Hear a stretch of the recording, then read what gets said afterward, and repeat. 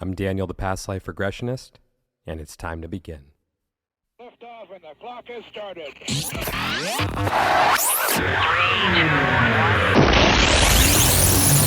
1. This is Timeless Spirituality.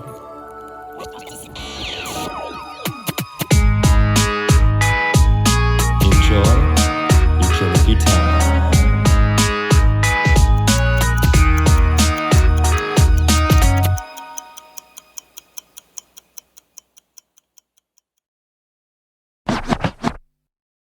Hey everyone, welcome back to Timeless Spirituality.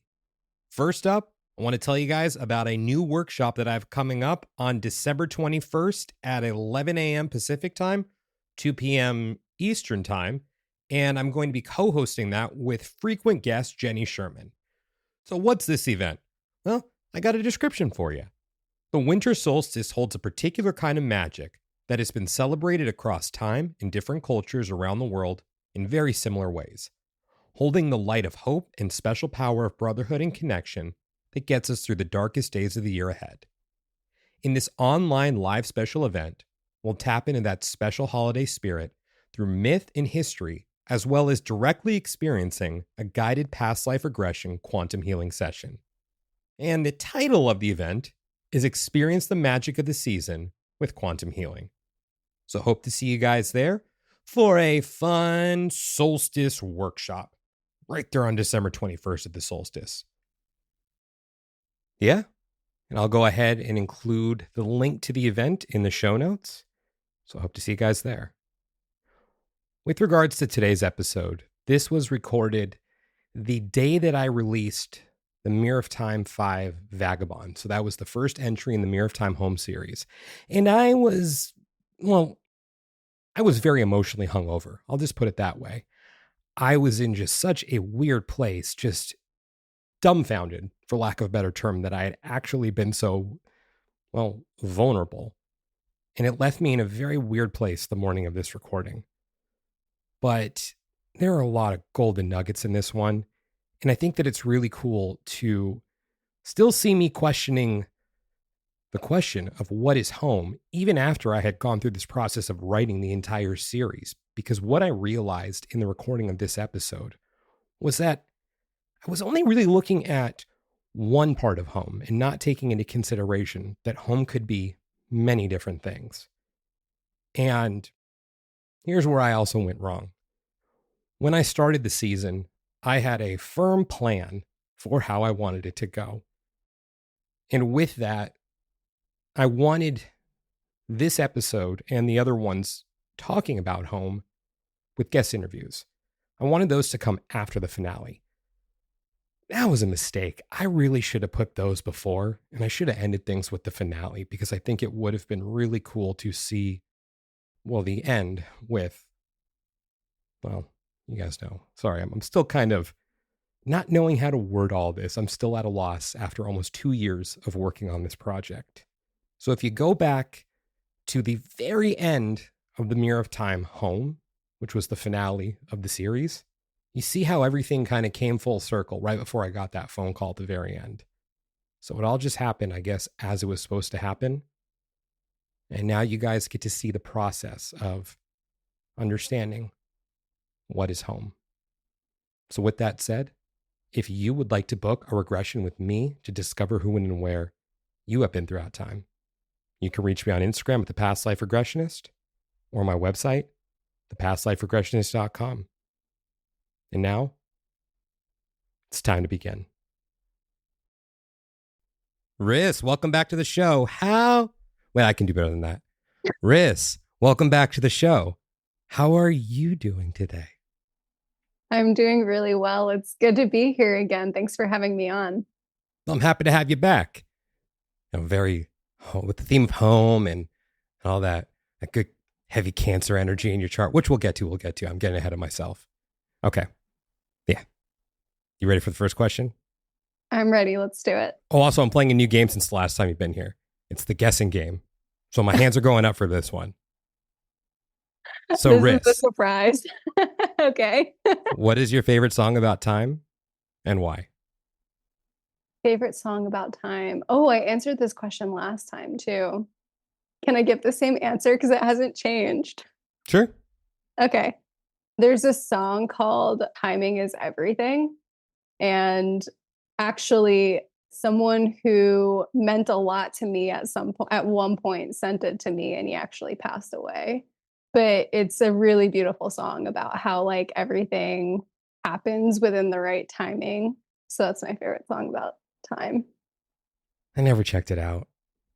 I should have. So yeah, the guessing game is me guessing the year. But I guess that kind of would have been a gimme if it hasn't changed. So next time, or you come on again, when you come on, because you're coming on again, let's just call a spade a spade. I guess I won't play the guessing game with you then, because then it would just be cheating. Okay. Anyways, Or I could just give the same answer a third time. Yeah, but then it would be cheating at that point if I. So you can do, but I'll recuse myself from the game at that point. I'll try to adopt a new favorite song about time. We'll do your second favorite. Okay. Okay, good, because I like to maintain the integrity of the game. It's very important to me.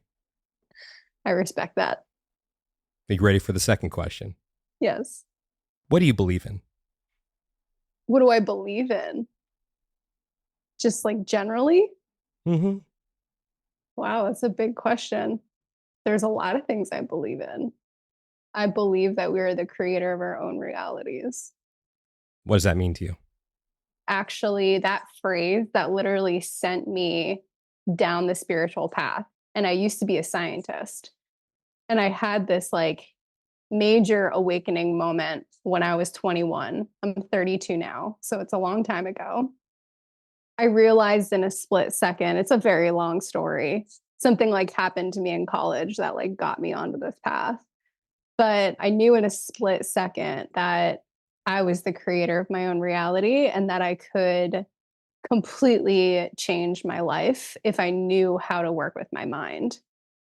And so I knew that I was going to be like very much so devoting myself to that path.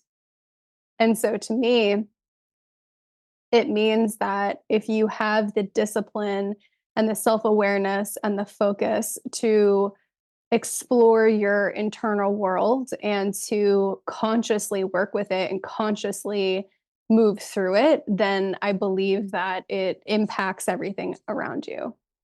That's cool. I mean, we could go into that, but that's a whole episode in and of itself, really, at that point, because then we're talking about, our actions and how do we affect everyone else. Is there really anyone else? I personally believe that non-duality and duality can be something happening simultaneously. That's neither here nor there right now. Beautiful answer. Awesome. Thank you, Riss. You're welcome. You want to just remind everyone, who is Riss? Everyone calls me Riss. My real name is Marissa. You might see either name somewhere, but I am a Jungian coach. So I specialize in shadow work and I do a lot of dream work and astrology. That's kind of what I do on, out in the world. I help people to really dive into their unconscious patterning and bring it up to the surface, to the light, so that they can actually transform it and heal and create their own reality. Basically, what I do for a living is what I believe in.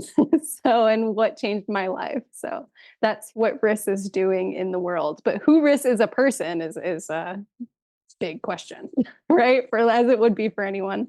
Well, you've got convictions and you stick to them. I respect that. True Cap. I've got like 5 planets in Capricorn. You do? Mm-hmm. They got all those planets in Aquarius. I have 3 planets in Aquarius. Okay. Oh, so when it rains, it pours. Yeah, I have such a Saturn chart. It's crazy. Yeah, that's been a hell of a decade for you then. Pluto. Yeah. Still more to come. Yes. Yeah. Yep. Pluto just like has been rocking my world in this lifetime. So good news is, in just a couple years, you won't ever have to experience those transits again in this life, unless there is some medical marvel that comes out before we die that extends our lives hundreds of years. Yeah, because, okay, it's not that type of show today. I don't know why I'm am coming with that energy. I'm gonna bring it back. Okay. Hi everyone. Welcome back to Timeless Spirituality. I just want to personally thank Riss, because Riss has been my shadow work coach for the last, as we're recording this in February of 2024. I think I've been working with you for 3 years at this point, maybe a little over 3 years. Yep. I need help. I need a lot of help. I eclipse that program that you have. I'm like, oh, that's not enough. So just keep going. And I wanted to have Riss on to talk about what is home, because, well, one, as you'll hear, she has a Cancer moon, so she just kind of gets it. But also, Riss is indirectly responsible for me putting out the Mirror of Time Home series, because without her help, I don't know if I would have had the, let's call a spade, the cojones to put myself out there in the way that I have with this series. So I owe a lot of that to Riss. So I just want to thank you for helping me so much and shining a light on my shadows. While everyone else may call her Riss, I call her the Queen of the Shadow, just because it's so appropriate, because she just loves shadows and dark stuff. She's always wearing black. If she's ever not wearing black, I'm very confused. It's so true. I've been trying to push myself to wear less black, but it like is dark gray. Yeah, it's baby steps, okay? Yeah, it takes time. I mean, with all that cap in your chart, then, yeah. I know, it does. It takes time. But no, it's been such a blessing to be part of your journey. And I can't wait for you to put out this series, because I think it's really going to, I think it's going to bring a lot of healing to you and other people. And it's such a joy to watch you embody the work that you've put in. Thank you. You ready for the big surprise now? Yes. See, Riss doesn't know this, but the first episode was released today. People can't see my face right now, but she's shocked. Shocked. Amazing. I wonder if I planned it this way, that I would record this with you on the day when I was releasing it. It may have happened that way. Maybe not. It probably did. I think it did, but that's neither here nor there right now. All right, let's talk home. Oh, wait, one more time. Thank you, my Queen of the Shadow. Thank you for pushing me and shining a light on my darkness and being nice to me when you didn't have to. I appreciate it. Always. Always. That's the least that I can say. I'll put it that way. Because I'll be, damn, that was kind of cold the way I put it, but okay. Yeah. Home. Let's talk home. Riss, Queen of the Shadow, what is home to you? I think this is such a beautiful question, because to me, home is, it can be physical, but you can also find it in people and also yourself. And to me, I feel like home is a feeling, and it's also like a felt sense of belonging. And I think that it's definitely connected to like the mother archetype. In numerology, it's number 4, and which is like stability, safety, kind of like, it's almost like a pillar, like a stable pillar for someone to find safety and nurturing in. But then also in astrology, it's connected to Cancer, which is also the 4th zodiac sign. And Cancer is connected to home and family and the mother. The 4th house. And the 4th house, right? So there's kind of this like 4 essence to it, which is sort of like, it's almost like, 3 is a little unstable, but when you add that 4th element to something, it creates that stable, sort of secure structure, Like 4 walls? Like 4 walls, exactly. Like 4 walls. It's a container, it's a container for someone to feel safe in, to totally be themselves in. Home to me is acceptance. It's unconditional love. It's nurturing. It's, as I mentioned before, belonging. And I think that looks different for everyone. How does it look for you? Well, it's interesting that you mentioned my Cancer energy, because I also have a lot of Aquarius energy. And so the archetype of Aquarius is very much so about rebelling. And it's almost got in its kind of along its journey and its like younger expressions. Aquarius is kind of like that unruly teenager, like that angsty teenager. And so I think that like you kind of have to almost like go out and rebel and leave the home in order to actually discover what home means to you. And so for me, I remember that, when I was in my young Aquarius sort of phase, I was a very rebellious teenager. I was like never home. I was always in trouble. I was just not a good kid when One I of those was younger. skateboarders.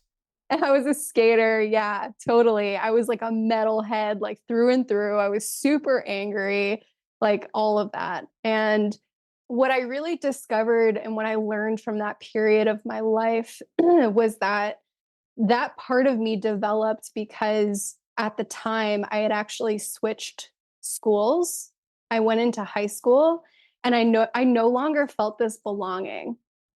And so that stability just it shook something in me where I didn't feel stable anymore. And a lot of people that age, like they're looking to fit in. And that's the difference between when you're not home and when you're home. When you're not home, you're trying to fit in. When you're home, you belong, right? It's like that Brene Brown sort of quote. And so at that time, I was trying to find belonging in the wrong places. And through my experience, I created so many issues in my life. I mean, my family home was honestly like a mess because I created so much havoc when I was younger. And through that, though, I think I really did learn what home actually meant to me, which was I didn't find home by trying to fit in. I found home by accepting myself exactly as I am and letting the right people kind of find me and knowing how to love, accept, and hold my authentic self in a way where no matter where I go, I'm home. You know what I mean? Because I bring that energy with me. But I think I really had to go through a really dark period of my life where I didn't know what home was in order to really understand what it means to me. I need your Cancer help for a moment. Okay. You brought up bringing home with you. You know my chart. I don't get that concept. I just don't. I can't relate to it because it's just so foreign to me because I'm very comfortable where I am. Home is very important to me, the physical place. So like, what does that mean that you bring it with? I'm puzzled. I don't know. I don't know what to say. Like, huh? How could I just can't relate to that. As a Taurus in the fourth house, it needs to be physical. Well, it's Taurus sun and moon in the fourth house. Yeah. And two other placements. And Mercury. And Mercury, yeah. And my North Node. And North Node. Yeah. So I don't know what you're saying right now. It's just, that's French to me. I mean, that even like Jungian German. That's just French. Did you say Jungian German? Yeah. Okay, just he was German, right? Swiss. Shit. It's close. That's okay. Well, shit. I just got that one totally wrong. If I would have got this song right, that would offset it. But no. Okay. Where were we? That's right. Foreign thing. It's just that concept is so foreign to me. I don't understand it. So is there a way to articulate that in a way that me, Mr. Taurus, physical home location could understand? Yeah. So I think that, when you're at home in yourself, it's kind of like I remember a while ago, I worked with a coach and she had me close my eyes and visualize my inner world as a home, as like a house. And she said, if you look around the house, Is it messy? Is there a lot in it? Is it kind of sparse? Is it well protected? Like, what does it look like to you? And I remember, and I give this exercise to my clients as well, is like having them kind of work with their inner home. And I remember I kind of worked on that, and I did the work to clean up what I was seeing inside of me. And so what I was seeing inside of me was it wasn't well protected. It wasn't really well kept. Like there were things that were sort of neglected. And so I did the work to not only clean that up, but to maintain it. And so what that looks like is having the right boundaries with people, saying no when you mean no, yes when you mean yes, being able to not take somebody's criticism as a personal attack, and more so because you accept yourself, right? You accept who you are. And so you're able to see them clearly, right? So there are a lot of things that you can do to be at home within yourself that are non-physical. And when you go out into the world, it doesn't matter who you're with or where you are, you're bringing this internal home with you. You know how to protect your home. And I was saying before we hit record here that oftentimes people dream about houses. And houses can be very much so symbolic of our psyche as well as our bodies. And I'm even recalling in my membership group, we do dream work circles. And this one woman shared in her dream work circle a dream about a home, a house. And in that house, there were too many people in it. Like there was stuff that I'm not going to say too many details because we like to keep it pretty private. But basically, the underlying message of the dream was that she needed more boundaries, and it was coming through in the imagery of a home, right? And so, if we can maintain that respect for ourselves, if we can take care of ourselves, maintaining our home may look like working out, it may look like eating right, it may look like feeling emotional clutter and you need to meditate to clear that up, or whatever it is, like maintaining your inner home. There's a lot of ways to do it, and you don't have to be in an actual physical home to do that. Does that make sense? I guess that leads me to my next question, which is, what is the difference between a house and a home? My first initial reaction to that or thought would be that a house is like a structure, but a home, it feels like warm and like nurturing. It feels like, I used the word belonging before, it feels like belonging. Whereas like a house, it just kind of feels like it's the skeleton, like the structure, if that makes sense. That's where I'm having a bit of an issue. I mean, this isn't me doing an act right now. I can understand it in a left brain sense, what you're saying, but maybe I think it's the right brain that's just like, what the hell is she talking about? How do you find warmth when you're taking your home with you? If you're outside on a cold winter day, because I associate the house with the home so closely that, well, of course, through this journey of exploring what is home, I'm coming to a deeper understanding of what that may be. But when you bring in those terms of like warmth and safety and those words, it's so unfathomable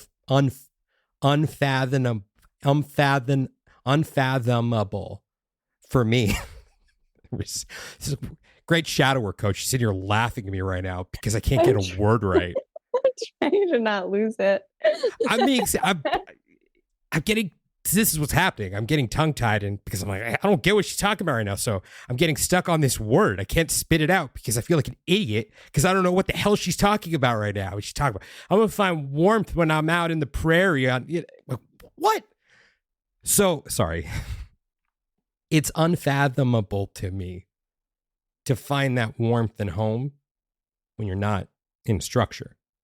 And maybe that exists on its own, because I understand what you're saying also about home potentially being a person. But if you're out there alone, where does that warmth come from? Well, what do you do? What kind of things give you warmth when you're by yourself? Blankets. But like, think like non-physical. Like, what if you're with another person? What feels like warmth with another person? Well, I mean, I actually just thought of something else for when I'm on my own. This may sound very oxymoronic, but frozen yogurt gives me warmth. That is definitely oxymoronic. It's dead serious, though. There's something about frozen yogurt that brings me that warmth and comfort. Yeah. Yeah. Okay. So frozen yogurt. What else? Like, if Spoken you're like a true Taurus. yeah, exactly. I was just thinking that. But what else, if you're like with another person, what feels like warmth to you? Someone being very kind. Mm-hmm. So you can recreate that experience by yourself, right? When you're kind to yourself. Sorry, that still sounds like French to me. This is also what Riss has to put up with when my bullheaded self comes in. Like, she says something, I hear you, but I don't know what the hell you're talking about. I think she's going somewhere with this. But it's just, maybe this is something I still struggle with. Understanding that home is within. Why am I having so much trouble with my words today? Home is within me. I don't get it. I don't get it. Well, if you even think about when you feel in your physical home, when you're in your physical home and you feel that sense of home inside of yourself, right? That experience is happening inside of you. Like, you're perceiving that. It's not out there. So you could even go on a walk and think of your physical home and bring up the emotions and the sensations and the feelings that you would feel if you were at home, because that experience is perceived by you. It exists inside of you, right? I think this is also where language gets very tricky, because you just use the terminology there, when you're at home. Mm-hmm. That sounded like another word for house. Home. Yeah, so that's where I think when you're in your house. Yes. Okay. When you're in your house. But maybe that's also where I have trouble, is the association. Because as children, we're not taught, this home is within you. No, when we're sitting there in kindergarten drawing our homes, it's like you got mommy and dad. I just stop there. I'm going to get in trouble. You got people who are in your family. Some are taller than others. Somehow the dog is 7 feet taller than your older brother, who is just about to go to college. That's what we're taught home is. What's home to you? Honestly, I'm still trying to figure that one out. I think I'm getting closer to finding that. But it seems just so stereotypical. I know that sounds weird, but I feel like if the answer to that question is something that's very poetic, then it can't be. What do you mean by that? When I heard you say earlier about having home within you, carrying that wherever you go, to me, that's very poetic. That's some stuff you'd find in a poem. Something to give you that warmth and that feeling of whatever that may be. That's what it is to me, is it feels like a poem. It feels too good to be true. And I'm just going to say the other word that's coming up right now, which is horrible, but it's coming up for a reason. Feels like a cop-out. And I mean no offense to anyone who feels that way. I just don't get it.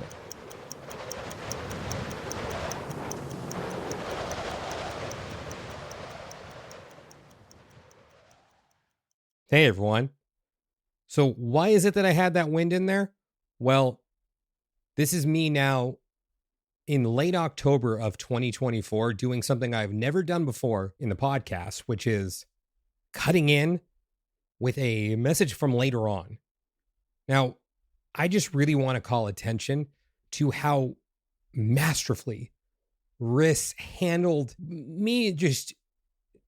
I can't even put into words what it is that I just did there. Now, I didn't do anything maliciously, but I was just in such a weird space that I just was not aware fully of of my own thoughts and what I was saying. And so for what's to come, I just really want to point out how wonderfully she composed herself and how she inquired and asked questions to make it a teachable moment.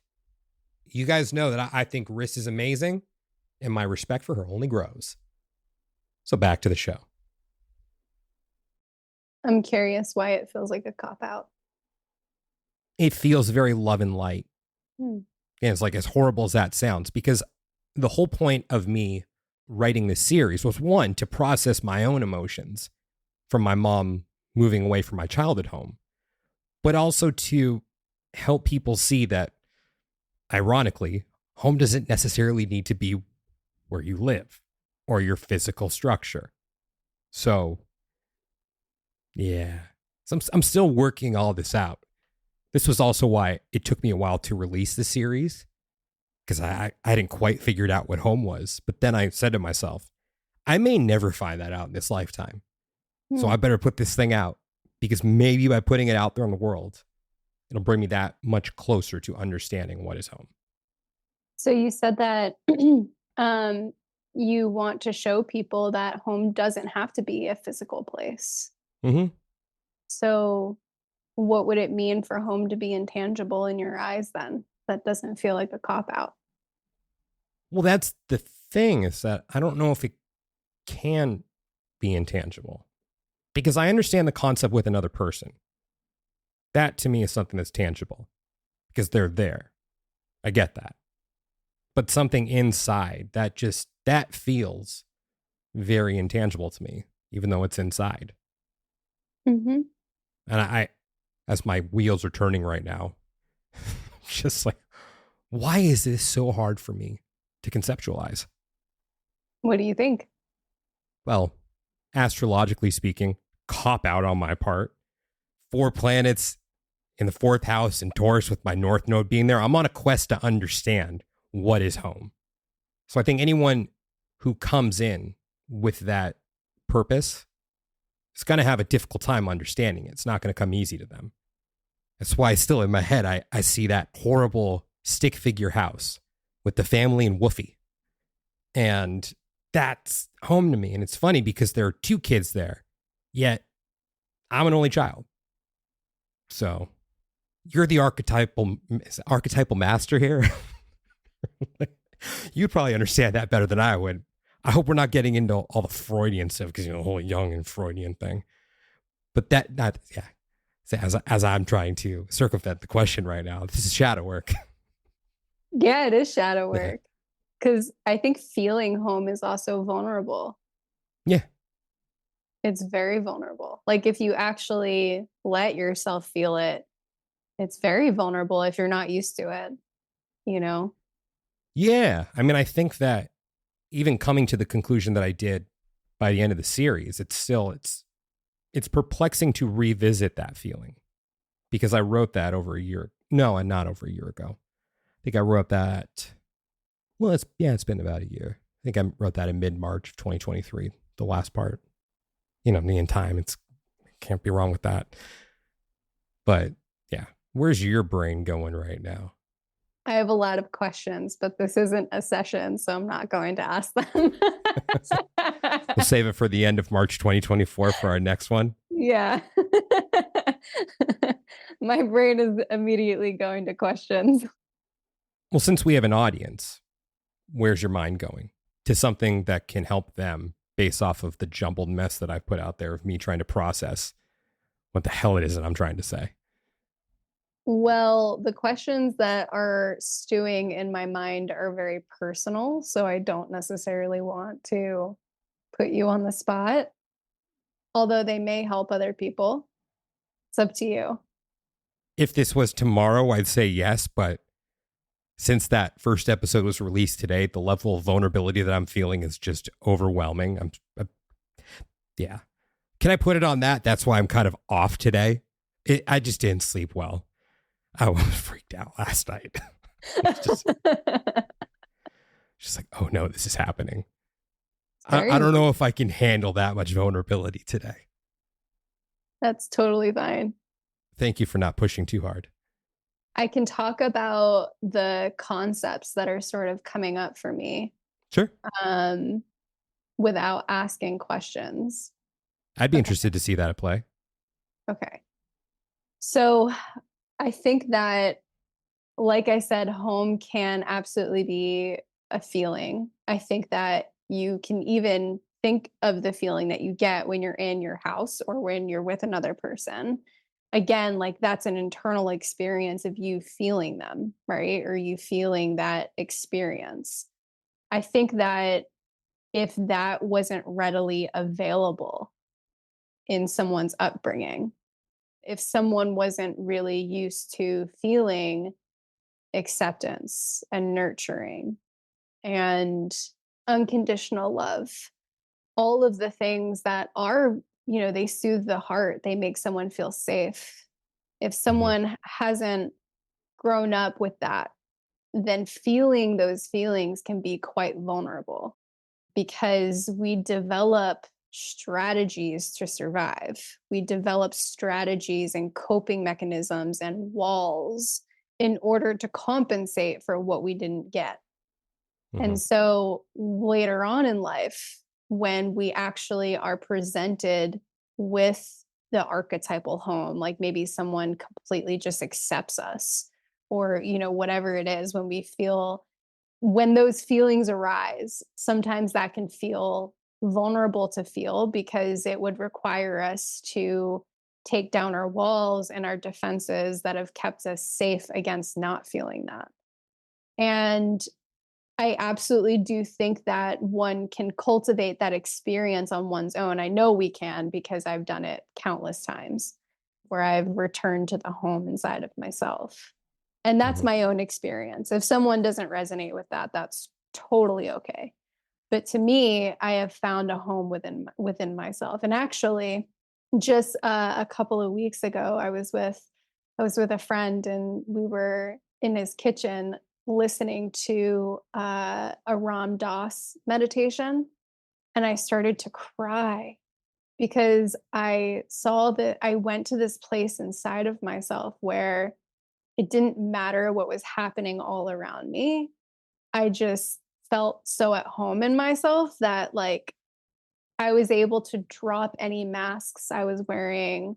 I was able to just be myself in that moment, and it wasn't because anyone outside of me was doing anything or my environment changed. It was because I went to this place in myself, and I just started crying because I thought it was just so beautiful. It was just this feeling, and he actually took a few pictures of me without me knowing, and I was like waterfall crying. But yeah, I think that, going to that place can be quite vulnerable if someone isn't used to it, or yeah, that's all I have to say about that. That was good. Well handled. Thank you. Any final thoughts on home? Hmm. No, I think we've covered all of it. We've You ready? covered quite a bit. We have. You ready for another game? Sure. Okay. We're getting close to wrapping up. And then I'm probably going to go get some frozen yogurt. Just, you know, yeah. Anyways. So in this little baggie, I have 4 different periods of time. 4. That's 4, yeah. Cool. So as you can see, I'm twirling it around, not looking, pulling my hand out again so you see that I'm not picking anyone in particular. Pulling it out again because I do like to maintain the integrity of the game. Usually I do it on the 3rd one, but I guess we're doing the rule 4 today, so I'll pull my hand out one more time, put it in for the 4th time, and now I'm pulling out a piece of paper. So, Riss, how have you grown in the past day? I've grown a lot. Right now, I'm working on trust in myself and trust in a higher power, because that's actually something that I seriously struggled with for a long time, and it led me down some really not great roads.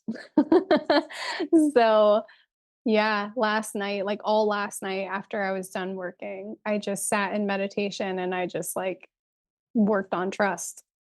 So I'd like to believe that I'm closer to that. I know I have a lot of work to do in that area, but I would like to believe that my nervous system is a little less activated. It just even a slightly, even slightly, you know? So, yes. You mind if I ask a question about that? Sure. So the trust component relates to faith in a higher power. Mhm. How do you feel that that helps regulate your nervous system? I noticed that throughout my entire life, I have a strong warrior archetype, meaning that I definitely fight for what I want. I'm a go-getter, but I think a lot of that is the result of feeling like I've had to do a lot of my life on my own and feeling like if nobody is going to help me, I have to do it. And so the ways that it hasn't served me is that I have been in the past, I've been doing a lot of work on this, but I will be kind of in my shadow warrior where I feel like I have to be in control, and being able to actually create a trusting relationship with a higher power initiates me into like surrendering basically, which is not easy for me, you know, because I've had to fight. And so this is allowing me to not control, because we control, we come from a dysregulated nervous system, you know. Hmm. We feel threat. We feel like we have to make something happen or like force or push, which has been a pattern in my life. This is allowing me to feel like I can actually be provided for. And it allows me to just kind of rest and not feel like I need to control and be much more, I think, in my feminine, actually. Does that answer your question? It does. And I think what's really interesting is the parallel there between finding home in oneself and trusting in a higher power, because those are both, at least I think, they're intangible. Mm-hmm. They are. Exactly. Yeah, It's they are interesting. intangible. Very. Thank you for sharing that. And just thank you. I'll save my thank you for the end. How can everyone work with you, Riss? You can navigate over to my Instagram. I'm very active on there. So if anyone wants to personally message me, my handle is at all my ancestors. Very Cancerian handle. So yeah, at all my ancestors is my Instagram. But you can also go to my website, which is just my first and last name. It's marissacottrill.com. How do you spell that? Marisa, one S, Cottrill. And then it's just .com. So it's just my name. And yeah, those are the places that I'm most active. I can also include my email in the show notes if that works too. Sure. But I'm very active on Instagram, so hopefully I won't miss a message on there. And what are your offerings?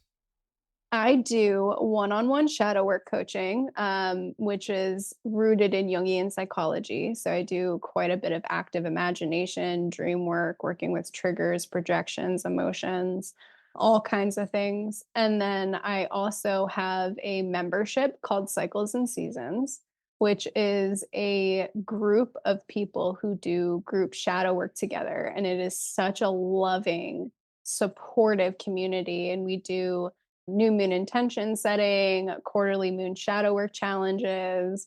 We do full moon ceremonies together. I often get guest speakers. We do dream work together. And then I also do astrology readings. I've been a professional astrologer for like 6-7 years now. So I do one-on-one astrology readings as well. I recommend her. Yeah. I recommend you too, Daniel. Well, thank you. That's what I 5 was out of looking 5. for. 5 out of 5 would recommend. I appreciate it. 10 out of 10, I'd recommend Riss. I win. Still comes back to the ratio of 1. Sorry, go on. All right, fine. 50 out of 10. That's 5. I win. Or you know what? 40 out of 10. That's 4. Now I really win. For the sake of this episode. 4. Yeah, themes. Yeah, with all the silly giggling that I've done. I just can't thank you enough for everything you've done for me. Like, seriously, I know that everyone's like, all right, he's just singing her praises all the time. It's because I mean it. I've gotten to know Riss over the last couple of years. So it's not like it says, oh, I worked with her once and I was so blown away. No, there's consistency. It's seeing her show up the way she has for the last 3 years. How much sorry, I'm talking about you in the third person. I have a habit of doing this, as an audience. I'm going to keep doing it. Consciously going to keep doing it. Yeah. It's easier to talk about you and speak about you as if you're not here because, vulnerability. If I'm speaking, I can look off to the side. Yeah. Okay. Chill, D. Chill. So just from working with her for the last couple of years, it's that consistency, and my faith in her just continues to grow. It's never wavered, except for the once, and I think it's happened twice, where she missed the appointment because she forgot to write it down. But it's okay. I let that go. Oh man, not my brightest moments. But it's okay that happened with me, because it doesn't happen with anyone else, because I can take it, because that's the kind of trust that we feel. She's like, oh man, he was doing great until he said that one thing. I'm not bitter about it. No, I was bummed out when I did that. I was like, oh. Just kidding. It wasn't twice. It was once. I knew she wouldn't correct me, but it was once. I'm sorry. That was mean. I shouldn't have said that. But she was very gracious about it. Yeah. Thank you. And in her defense, she was out of town when we made the appointment. She had other things going on. I'm not doing too well now, am I? I'm really not painting a good... Okay, let me paint it to you this way, everyone. For me, who is such a stickler with time, if there was that one transgression and I'm like, oh no, that's totally fine, that tells you something. That tells you something. So I guess that is the highest praise that I can give you, Riss, is that I didn't care. Because that's just how great you are and how much you've helped me. That's how great you are. So everyone, this is someone she's amazing. So I just from the bottom of my heart, I just want to thank you for everything, Riss. And I'm sorry, but I'm not going to stop telling you that. Oh my God. I'm like, I want to cry. Seriously, I appreciate you so, so much, Daniel. Like, it's been such a joy to work with you every single time, to watch you grow, to be included in on like your creative endeavors. And I know you've, been a guest speaker at one of my ceremonies too. Honestly, it's just been like, it's incredible to have you in my life. Like you're like the only person who is like a client and like a friend, I don't typically really do that. So sincerely, it means the world, really. I'm honored, and I'm so grateful to have you in my life. And I'm just going to stop it here, because we're just going to keep heaping each other's praises if yeah, people are like, shut up. Go, bask in the shadows or something. I could have done better than that. Anyways, just thank you so much for everything, and everyone go check out All My Ancestors. And I like to finish these episodes by saying, yay. Yay.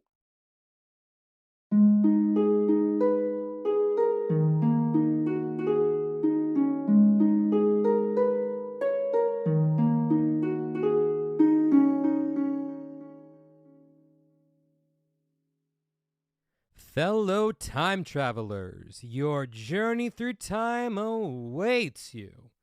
Just want to thank you guys so much for listening to today's episode.